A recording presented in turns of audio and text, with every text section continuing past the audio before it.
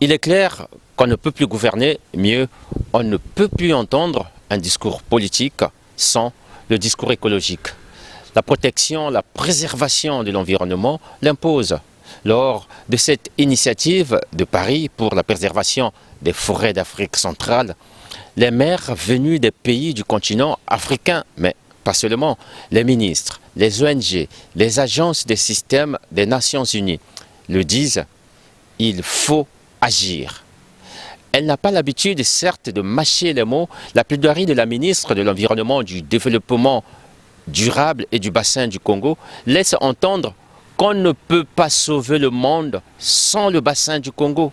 J'interpelle toutes les consciences qu'il y a ici, qu'au-delà de toutes les cartographies qui ont été projetées, des chiffres qui se rapprochent les uns des autres, il y a des populations qui ont réellement besoin de cette économie de substitution pour continuer à donner ces services, à protéger le reste de la planète afin que nous ne basculions pas entre des chiffres entre 2-3 degrés Celsius et que nous ne respectons pas les accords de Paris.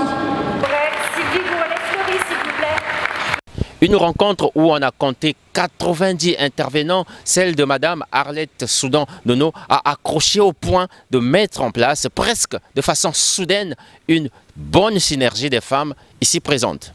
Nous devons interpeller nos leaders économiques et politiques et c'est ce qu'on va faire à Glasgow notamment pour investir, mais pour investir réellement dans la transition écologique parce qu'on est bien loin du compte et on est bien loin des promesses qui ont été faites en 2015. Elle a eu des paroles très fortes que je trouvais très justes, c'est-à-dire qu'en même temps elle pose très bien les enjeux, c'est-à-dire que cette conscience aujourd'hui qu'ont tous ces pays du bassin du Congo de la préservation des forêts, de leur écosystème et de devoir prendre en compte cette préoccupation dans leur développement économique. Mais elle met aussi cela dans la balance. Elle dit écoutez-nous, écoutez les réalités de notre terrain, écoutez aussi les politiques que nous mettons en place, ne nous jugez pas à la va-vite, mais écoutez notre voix. Puisque cette lutte de protection et de préservation de l'économie durable est aussi celle de la femme, la ministre coordinatrice technique du bassin du Congo vient d'ajouter sur sa liste d'autres Amazones, comme elle les appelle, pour le rendez-vous de Glasgow.